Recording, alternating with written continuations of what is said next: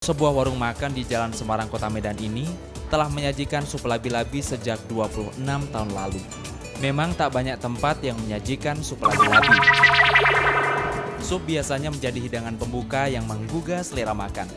Bermacam variasi sup tersedia bagi kita, mulai dari sup daging ayam atau sup daging sapi. Tapi pernahkah Anda mencicipi sup yang satu ini? Sup labi-labi. Mungkin Anda belum pernah merasakan lezatnya sup yang dibuat dari daging labi-labi. Padahal di Medan, Sumatera Utara, daging labi-labi sejak lama telah dijadikan bahan utama untuk pembuatan berbagai hidangan. Sebuah warung makan di Jalan Semarang, Kota Medan ini telah menyajikan sup labi-labi sejak 26 tahun lalu. Memang tak banyak tempat yang menyajikan sup labi-labi. Penyebabnya adalah sulitnya mendapatkan bahan baku daging labi-labi. Salah satu jenis keluarga kura-kura ini ternyata sulit untuk dipelihara. Banyak orang yang telah berusaha untuk membudidayakannya, tapi ternyata hasilnya tidak sesuai dengan yang diharapkan. Alhasil, labi-labi yang ditangkap dari alam masih menjadi favorit penjual hidangan daging labi-labi. Ada yang diternak dia lebih kecil ukurannya. Ukurannya lebih kecil, dia dagingnya juga nggak banyak. Tapi kalau yang dari alam itu banyak dagingnya, lebih tebal dari alam. Walau sudah mendapatkan bahan baku, bukan berarti urusan selesai.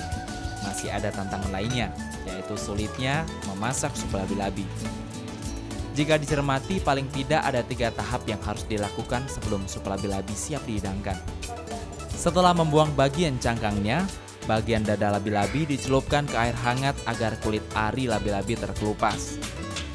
Setelah itu, daging labi-labi harus direbus dalam air mendidih. Tujuannya agar daging labi-labi lunak, sehingga mudah dipisahkan dari tulangnya. Jika daging labi-labi telah matang, barulah dicampur dengan kuah yang telah disiapkan sebelumnya. Walau telah dimasak melalui beberapa proses, daging labi-labi ternyata masih menyimpan satu kelemahan. Ia tidak dapat disimpan terlalu lama. Karena itulah pemilik warung sup labi-labi ini menyiapkan jurus jitu untuk membuat daging labi-labi lebih tahan lama. Bagian labi-labi yang saya pakai itu semuanya ya, tapi yang dibuang seluruh isinya itu tengahnya Bu, lemak-lemak ya. Kalau nggak dibuang, lemaknya itu bisa agak kurang tahan lama. Cangkang labi-labi yang keras ternyata melindungi tubuh labi-labi yang memiliki tekstur lembut. Hal ini bisa dibuktikan kala kita menyantap daging labi-labi. Walaupun punya irisan daging yang tebal, namun daging labi-labi tetap mudah dikonsumsi. Sungguh suatu pengalaman yang sukar ditemukan pada daging jenis lainnya. Sapi emang beda dari lembutnya, gurihnya gitu. Kalau digigit gitu, kalau daging sapi agak payah, mutus-mutusnya gitu kan. Nah, kalau ini nggak, lancar aja. Bukan hanya kelezatan daging labi-labi saja yang mampu memikat para penggemarnya. Daging labi-labi juga dipercaya berkhasiat untuk meningkatkan stamina tubuh. Apalagi bumbu sup labi-labi menggunakan ramuan Cina seperti ginseng dan rempah lainnya.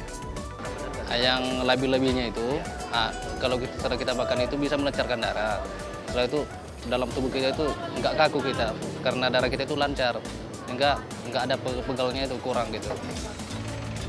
Nah, bila pengunjung masih belum puas dengan hidangan sup labi-labi, warung makan ini masih punya menu spesial lainnya. Di sini juga tersedia daging biawak goreng dan daging ular goreng. Maka jika Anda masih ragu untuk mencoba sup labi-labi, 2 menu alternatif ini pasti bisa menjadi pilihan yang menyenangkan. Dian Indra Kencana, Surya Utomo, Trans TV Medan, Sumatera Utara.